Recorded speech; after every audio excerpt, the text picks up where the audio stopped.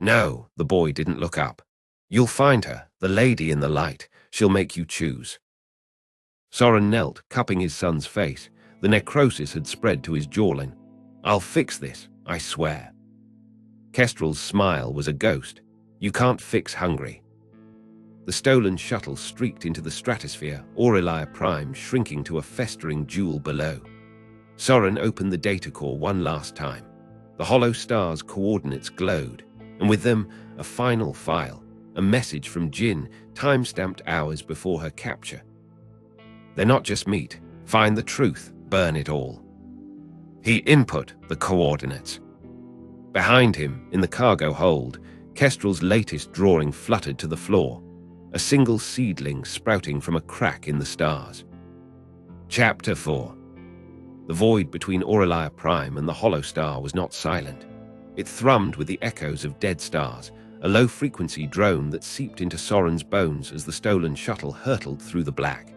He disabled the comms array to avoid detection, but the silence was worse, a vacuum that amplified the guilt gnawing at him. Kestrel's face flickered in his mind, pale and gaunt, veins pulsing blue as necrosis crept toward his heart. 6 weeks, Krell had said. Soren gripped the controls until his knuckles blanched. The hollow star materialized on the view screen like a wound in the cosmos. It was nothing like the sterile echelon stations. This was a gnarled accretion of organic spires and crystalline latticework, its surface pocked with craters where human mining lasers had scarred it.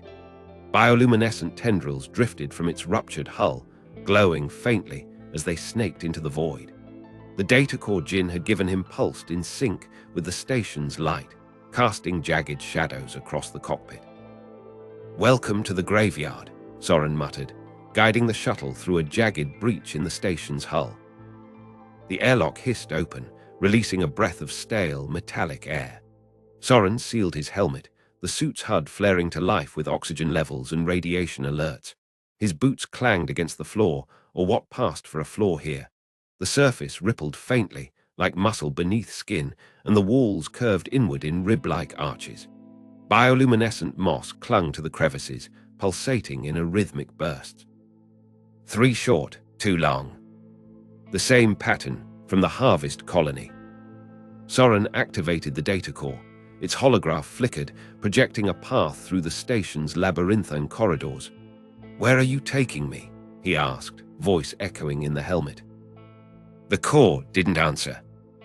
The deeper he ventured, the more the station breathed. Vents exhaled spores that glittered in his headlamp, and the walls shuddered as if recoiling from his presence.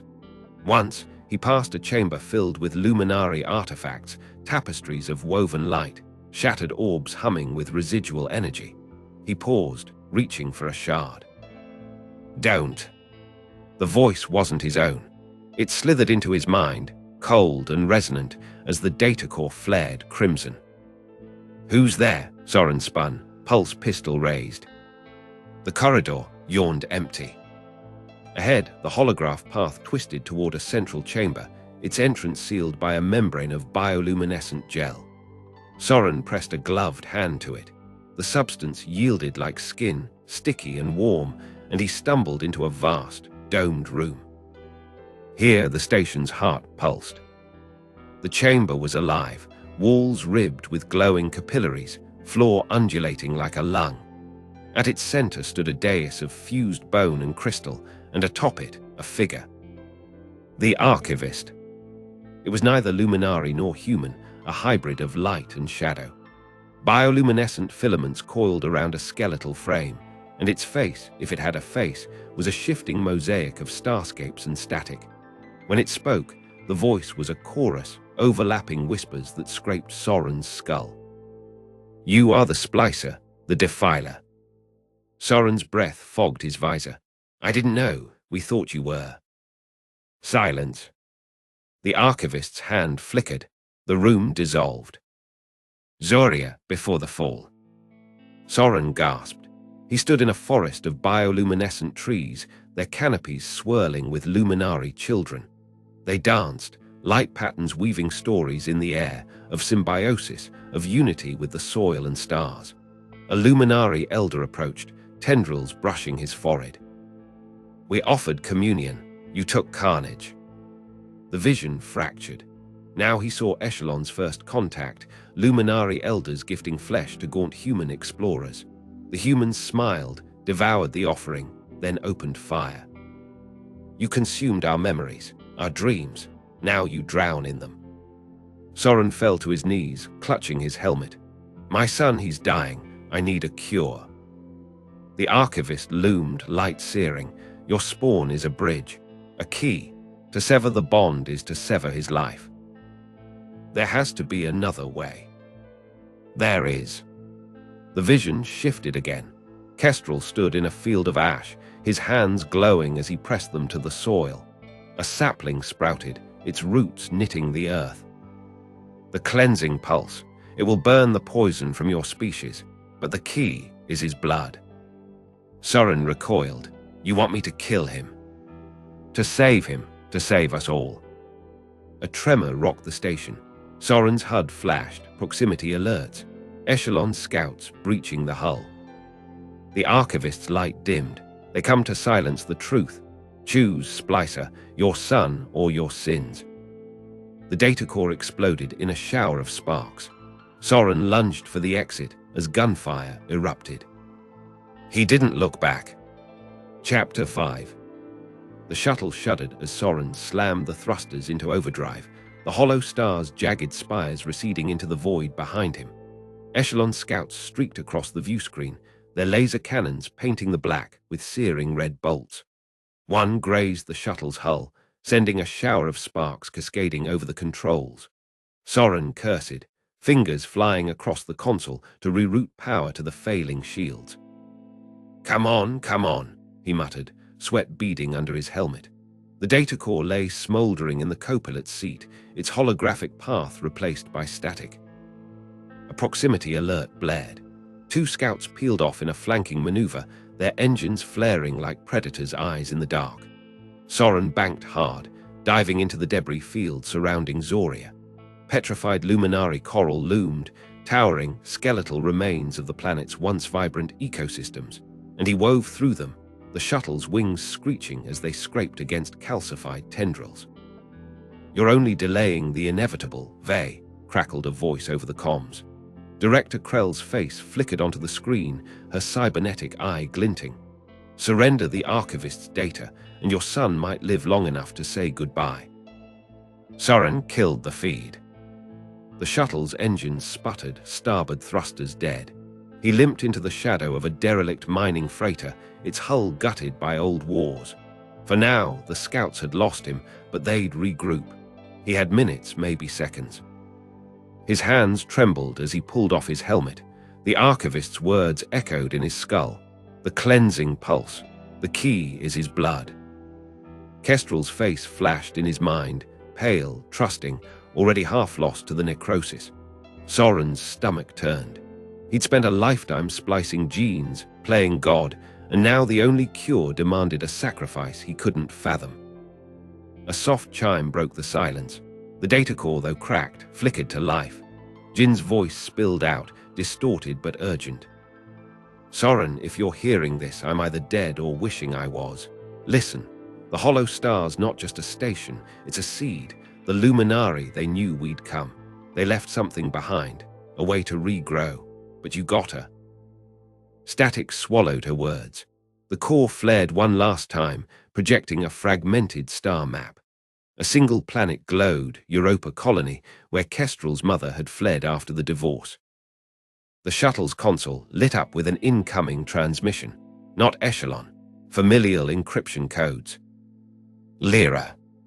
Her face filled the screen, older, harder, her once warm eyes dulled by betrayal. Behind her, the sterile white walls of a medbay hummed. They told me you'd come, she said, voice brittle. Kestrel's worse. The necrosis is in his lungs now. He's asking for you. Soren's throat tightened. I'm close. There's a cure. There's no cure, Lyra's composure shattered. You did this. You and your god's forsaken ambition. He's not your experiment, Soren. He's our son. The screen split. Kestrel lay in a med pod, his small frame swallowed by tubes and monitors. Bioluminescent veins spiderwebbed across his chest, pulsing erratically. His lips moved, soundless, but Soren knew the word. Dad. The transmission died. Soren slammed his fist into the console. The impact sparked a warning, fuel reserves at 3%. Europa was a graveyard run, but the colony's black market labs might have unregistered Luminari tissue. A Hail Mary. He input the coordinates, ignoring the shuttle's protests. As the engines whined to life, a shadow fell over the cockpit. The lead scout emerged from the debris, cannons charging. No, Soren yanked the controls, but the thrusters coughed, sputtering. The scout, targeting lasers, pinned the shuttle in a crosshair. A flash, a roar. Then silence. The blast never came. Soren opened his eyes. The scout hung lifeless, its hull pierced by a spire of crystalline shrapnel from the freighter. The debris field shifted, Luminari coral groaning as if guided by invisible hands. 3 short pulses, too long. The hollow stars, distress signal. Europa colony loomed, a scarred orb wreathed in iron storms. Soren docked in a derelict hangar, the shuttle's landing gear collapsing on impact. He staggered out, pulse pistol in hand, into the colony's rancid underbelly. The air reeked of decay and desperation. Addicts clustered in alleyways, trading vials of glow blood for cred sticks. Soren kept his hood up, the pistol hidden but ready. The lab was a patched-up storage unit, its sign flickering. Dr. Vey's gene therapy, his old alias. Inside, a gaunt woman with mechanical arms glanced up from a microscope. "You're late," she rasped. "The sample's degraded." She slid a cryovial across the table. Inside, a sliver of Luminari flesh glowed faintly. "It's all I could scavenge," she said, "but it won't save him." Soren's hand closed around the vial. "You don't know that." "I know what happens when you run from the truth." She tapped her metal limbs. "Echelon, already here. They're offering a fortune for your head." As if on cue, the hangar door exploded. Soren ran, the vial burning in his pocket. Echelon enforcers stormed the lab, their armor gleaming under Europa's sickly lights. He ducked into a service tunnel, the walls slick with algae, and emerged into the colony's abandoned terraforming sector. Dead crops stretched endlessly, their withered stalks casting skeletal shadows. At the sector's heart stood a relic, a Luminari growth pod, its glass dome cracked but intact. Inside, a single sapling clung to life, its bioluminescent leaves trembling. "The seed." Soren pressed the vial to the pod's scanner. The glass hissed open, and the sapling's light brightened, drinking in the Luminari tissue. Roots surged, cracking the floor, and the air hummed with a familiar song. 3 short, too long. The pod's console lit up, a message scrawled in light language. "The cleansing requires sacrifice, not death." Boots echoed behind him, the enforcers. Soren grabbed the sapling, its roots coiling around his arm like a plea, and fled. Chapter 6. Soren's shuttle limped through the asteroid belt, its hull groaning as it skirted jagged rock and ice. The sapling pulsed faintly in its makeshift cradle, a fractured growth pod jury-rigged to the co-pilot's seat, its roots twitching like living wires. On the view screen, the Europa colony shrank to a speck, its orbital defenses still scrambling to track him. But Echelon's scouts would regroup. They always did. He stared at the sapling, its bioluminescent leaves casting shadows that danced like the Luminari's ghostly light language. Sacrifice, not death, the archivist's message had said. But the words felt hollow when Kestrel's face flickered in his mind, pale, fragile, his veins a latticework of dying stars. A proximity alert blared. Soren jerked upright, fingers flying over the console. A small, battered freighter materialized off the port bow, its hull patched with scrap metal and scorch marks. No Echelon insignia. A smuggler's craft, maybe, or pirates. The comms crackled. "Unidentified shuttle, cut your engines and prepare for docking." The voice was female, sharp with authority. Try to run, and we'll blast you to slag." Soren hesitated, then killed the thrusters. His pistol lay heavy on his hip, but the shuttle's shields were dead, its weapons offline. He had no choice. The freighter's airlock hissed open, revealing a cavernous cargo hold cluttered with stolen echelon tech and crates of globalid vials. A woman stood at the center, arms crossed, her face obscured by a welding mask. Behind her, a dozen figures in scavenged armor leveled rifles at Soren. "Name and business," she demanded. "Dr. Soren Vey." He raised his hands, the sapling's pod slung over his shoulder. "I'm seeking refuge." The woman tilted her head. The mask retracted, revealing a face he'd never thought he'd see again. Jin, her cheeks scarred, her eyes hardened by months on the run. "Refuge," she smirked. "You've got a galaxy of nerve, splicer." They sat in the freighter's mess hall, a dim room reeking of engine grease and stale rations. Jin slouched across from him, picking at a synth stake with a rusted knife. The sapling sat between them, its light casting her scars in sharp relief. "Echelon, offering 5 million credits for you," she said. "Dead or alive. Makes a girl reconsider her life choices." Soren's jaw tightened. "Why haven't you turned me in?" "You're worth more alive, for now," she nodded at the sapling. "What's that?" "A Luminari seedling. It's connected to the cleansing pulse." Jin's knife stilled. "The pulse, that's a fairy tale." "It's real, and it's the only way to save my son." She laughed bitter. "Save him? You gutted their species. You think a magic plant'll fix that?" "It's not just a plant." Soren activated the pod's scanner. The sapling's roots writhed, projecting a holograph of Zoria, not the dead husk it was now, but a world reborn, forests of light stretching to the horizon. Jin's smirk faded. "How?" "The archivist called it a seed.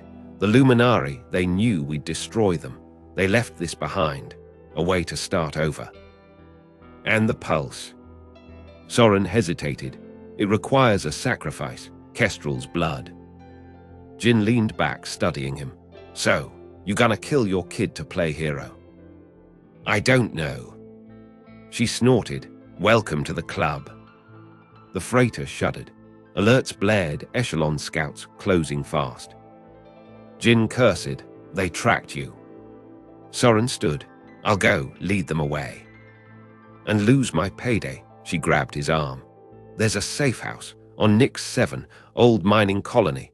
Echelon ignores the irradiated zones." "Why help me?" Her gaze flicked to the sapling. "Let's say I'm curious." Nix 7 was a graveyard of rusted machinery and crumbling domes, its atmosphere thick with radioactive dust. The safe house lay buried beneath a collapsed refinery, accessible only through a maze of tunnels reeking of decay. Kestrel's holograph flickered on Soren's comm, a pre-recorded message, his voice weak. "Dad, the doctors say I can't breathe on my own anymore. Mom's scared. I'm scared too. But I dreamed about the sapling. It's singing. Can you hear it?" Soren's hands shook. The sapling's roots had woven through the pod, its light throbbing in time with his pulse. Jin watched from the doorway. "You love him." "He's my son." "Doesn't answer the question." Soren said nothing. That night the sapling's song woke him, a mournful hum that echoed the Luminari's dirge. He found it in the refinery's heart, its roots burrowed into the toxic soil. Where they touched, the earth glowed faintly, the radiation receding. 3 short pulses, too long. The pod's console lit up, symbiosis achieved. Jin appeared beside him, her face unreadable. "It's changing the soil, healing it." "Not just the soil." Soren touched a root. The sapling's light surged, and for a moment he saw it, a vast network of roots spanning galaxies, each thread a Luminari memory, a hope. "The pulse isn't destruction," he whispered. "It's renewal." Jin's hand hovered over her pistol. "You really believe that?" Before he could answer, the ground trembled. Echelon dropships descended, their searchlights carving through the dust. Soren ran, the sapling clutched to his chest. Jin covered his retreat, her rifle barking as she picked off scouts. They reached the freighter as the first bombs fell, the refinery collapsing in a plume of ash and light. "Where now?" Jin shouted, wrenching the ship into orbit. Soren stared at the sapling. Its roots had fused with the console, charting a course through the stars. Follow the light. Chapter 7. The freighter shuddered as it tore through the debris-strewn orbit of Nix 7, its engines screaming under the strain of Jin's desperate maneuvers. Behind them, echelon scouts peppered the void with plasma fire, their crimson bolts slicing past the cockpit like bloodied claws. Soren gripped the armrests of the co-pilot's seat, his knuckles white, as Jin banked hard to avoid a jagged asteroid. "You call this flying?" Soren shouted over the cacophony of alarms. "You want to take the controls, Doctor," Jin snarled, her hands a blur over the console. The freighter's thrusters groaned, spitting sparks as she forced them into a nosedive. An echelon scout clipped an asteroid and exploded in a silent bloom of fire. "Didn't think so." The sapling, now rooted to the freighter's hull through a tangle of bioluminescent tendrils, pulsed faintly in the corner. Its light seeped into the ship's wiring, casting eerie blue shadows across the cockpit. Soren watched as its vanes flickered in time with the engine's stutters, 3 short pulses, too long, the same rhythm as the Luminari's distress signal. "It's interfacing with the ship," Soren muttered, more to himself than Jin. "Yeah, and it's frying the nav system," she shot back. "Tell your pet plant to knock it off." Before Soren could respond, the comms crackled. A hologram flickered to life, Director Krell's face, cold and unyielding. "Your reckoning is inevitable, Dr. Vey," she said, her voice slicing through the static. "Surrender the specimen, and your son's death will be swift. Resist, and I'll ensure he suffers." The transmission cut, replaced by a live feed of Kestrel in his medpod. His bioluminescent veins had turned black, necrosis creeping up his neck. His lips moved soundlessly. "Dad." Soren's chest tightened. He tore his gaze away, focusing on the sapling. "We need to lose them, now." Jin cursed, slamming a fist against the hyperdrive controls. "The jump engine's dead. That thing," she jabbed a finger at the sapling, "is rerouting power to God knows where." As if in response, the sapling's roots twitched. The freighter lurched violently, veering into an uncharted debris field. Asteroids of ice and Luminari coral loomed, their jagged edges glowing faintly. Jin swore, wrestling the controls as the ship careened through the maze. "It's guiding us," Soren realized. "The sapling it's navigating." "To where?" "A grave." The scouts followed, their pilots reckless in pursuit. One clipped a spire of coral and spun wildly into the void. Another fired a missile, detonating an asteroid in a shockwave that rattled the freighter's hull. "Shields at 12%, Jin barked. Soren's mind raced. The sapling's roots now threaded through the ship's infrastructure, their light pulsing in a rhythm that mirrored his own frantic heartbeat. He reached out, brushing a trembling hand against a tendril. A vision seared his mind. The freighter rebuilt, bioluminescent vines knitting the hull. The sapling, grown into a towering tree, its branches cradling the ship like a mother's arms.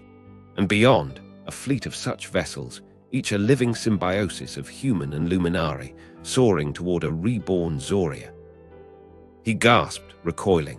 The sapling's light flared, and the freighter's engines roared to life, hyperdrive humming with alien energy. "What the hell did you do?" Jin demanded. "It's not me, it's them." Soren stared at the sapling, awe and dread warring in his chest. "They're not just healing, they're evolving." The hyperdrive engaged, the stars blurred. When the ship reverted to real space, the scouts were gone. Ahead loomed a nebula, a swirling tapestry of violet and gold, its heart pierced by a derelict space station. "The Haven," Jin whispered, her bravado crumbling. "Old rebel outpost. Got wiped out by Echelon years ago." The sapling's roots tightened around the console. The freighter glided toward the station, its thrusters silent. "It's bringing us here for a reason," Soren said. Jin's hand drifted to a pistol. "Yeah, to die." The haven was a tomb. Airless corridors stretched into darkness, littered with frozen corpses and shattered Luminari artifacts. The sapling's light guided them, its tendrils snaking ahead to reactivate dormant systems. Gravity flickered on, and the station shuddered to life, a grotesque parody of its former self. In the central chamber, they found it, a Luminari archive, untouched by Echelon's purge. Bioluminescent murals adorn the walls, depicting the Luminari's first contact with humanity, not as conquerors, but as equals offering gifts of flesh and light. Soren traced a mural with his glove. They wanted to share consciousness, to merge. "And we ate them instead," Jin said bitterly. The sapling's roots surged into the archive's core. A hologram flared, the archivist, her form fractured but resolute. "The cleansing is not destruction," she intoned. "It is awakening. Your son's blood is the bridge, but his choice must be free." Soren stepped forward. "How? He's dying." "The seed must root in symbiosis. You have seen the fleet. You must build it." The hologram dissolved. The sapling's light swelled, its roots burrowing into the station's skeleton. Metal groaned as the haven began to transform, Luminari coral blossoming across its hull. Jin grabbed Soren's arm. "We need to go, now." He shook his head. "This is where we make our stand." Echelon scouts blinked into existence on the viewscreen, Krell's flagship at their lead. "You're out of your mind," Jin hissed. The sapling pulsed, 3 short, 2 long. Soren met her gaze. "Help me save him." For a heartbeat, she hesitated. Then she spat a curse and slid into the pilot's seat. "If we die, I'm haunting you first." The Reborn, Haven roared to life. Chapter 8. The reborn haven thrummed with alien vitality, its corridors now ribbed with bioluminescent cartilage, its hull armored in overlapping plates of Luminari coral. Soren stood in the heart of the transformed station, his palm pressed to a pulsating organic console. The sapling's roots had fused with the infrastructure, veins of light threading through the walls like nervous systems. On the viewscreen, Echelon's fleet advanced, a swarm of angular warships flanking Director Krell's flagship, the Iron Circlet, its hull gleaming with predatory arrogance. "Shields at 68%, Jin called from the pilot's nest, her voice tight. "Whatever this thing did to the station, it's holding, for now." Soren didn't reply. The console beneath his hand was warm, almost alive, and in its glow he saw flashes of Kestrel, his son's frail body convulsing in a medpod, black veins clawing toward his heart. The archivist's words echoed. His choice must be free. But how could a child choose when death was the alternative? "Incoming transmission," Jin said. "It's Krell." The hologram flared. Director Krell's face filled the chamber, her cybernetic eye scanning the organic walls with disdain. This story continues. Subscribe to our channel, like the video, and listen to the rest.